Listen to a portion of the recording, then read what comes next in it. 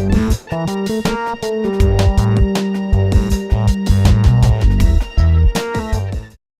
bottom line is this: you know, there's definitely a lot of people who, because I hear them say it to me, you know, I watch Comic Book Men. Oh, yeah. You know, it's just an audible groan from everyone around us. Comic Book Men is not it's not the reality of every day at a comic. They're audition.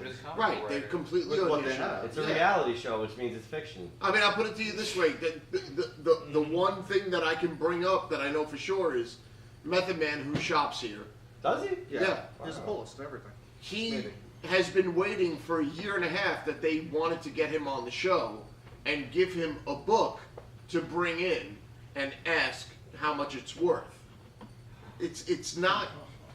Oh, okay. It's not reality. It's not how it goes. I don't know. Adam West doesn't just stroll in. I don't know any comic shop that sits there and waits for you to just bring in shit and say, all right, let me go through it right now and tell you how much I'll give you for it. It's just, it's not real. And then debate, like, oh, I really need this for my own personal collection. You don't they're not have nice. a personal collection you're buying. They're not nice about like things that they don't want. There was a dude that they made almost leave crying because posters he bought decades ago that were sold to him rolled, he kept rolled. In my mind, that makes sense because I bought them in a poster tube. I'll keep them in the poster tube. They ripped him to pieces for like 5 minutes on the show because they weren't flat. And well, it's like, oh, these will never be worth anything. You fuck, like almost like you fucking idiot. What the fuck's wrong with you, you nerd? Yeah. I wish I could walk in and be like, can you go tell him, Steve Dave? Can you tell me the one line that made you famous, buddy? Yeah. Like, because the last thing I remember, your buddy made you famous and made him run your shop. Yeah. You fucking assholes. You should totally walk in there like Sustainable Killers, dressed like that. A lot shorter. You know, it's, but I mean, It's true.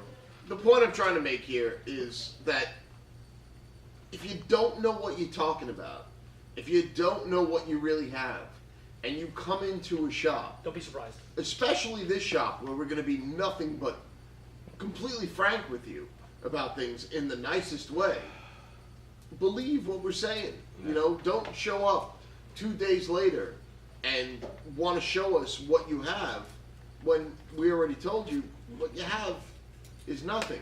And quite frankly, some of these books, hold on to them because a lot of people are going to get sick of hearing that they're worth nothing. Just throw them out.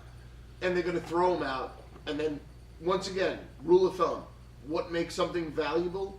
Rarity. Or if me and Babyface offer you money on the spot for something you have, you probably have something. Which we've both done a couple times. Yeah. You know. Why you just sound really bummed? Wow.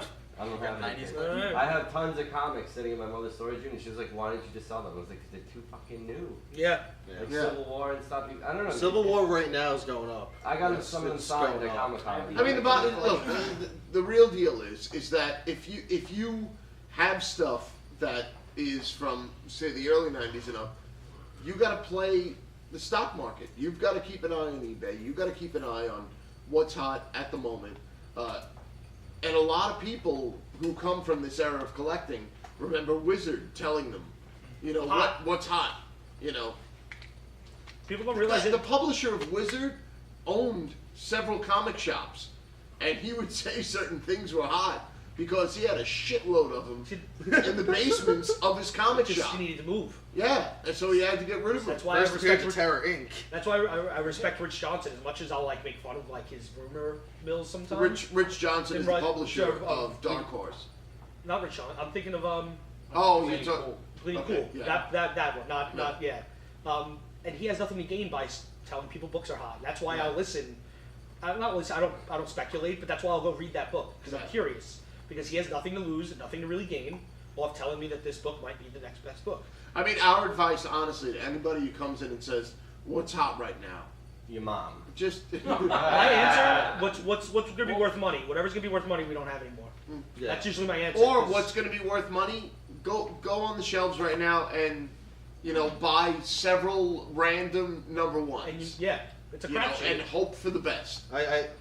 It would either be come here Wednesday mornings and actually look to see what we still have in stock, But my response usually is, I can't tell you. Just look at things and whatever attracts you, check it out. Let me ask you this. Going to Comic-Con, I remember a few years ago when I first saw the blank covers that you got the artist sketch. Then I would go, when I went last year, they had all those store stands, and there was tons of the blank ones from Secret Invasion.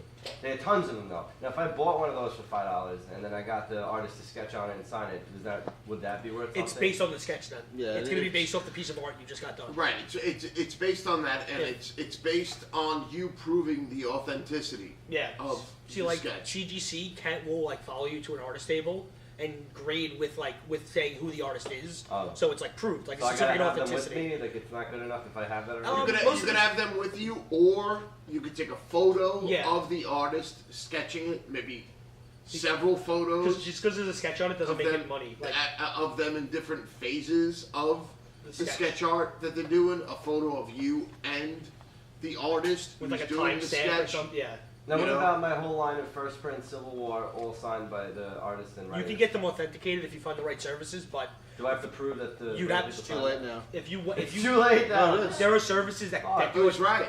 There are services that do authenticate signatures, but for the amount of money you'd be paying to get a piece of paper from a third party that says they were signed, wouldn't be worth it for what you make on the book signed. And honestly, authentication, when it's third party like that, can be completely subjective. Yeah.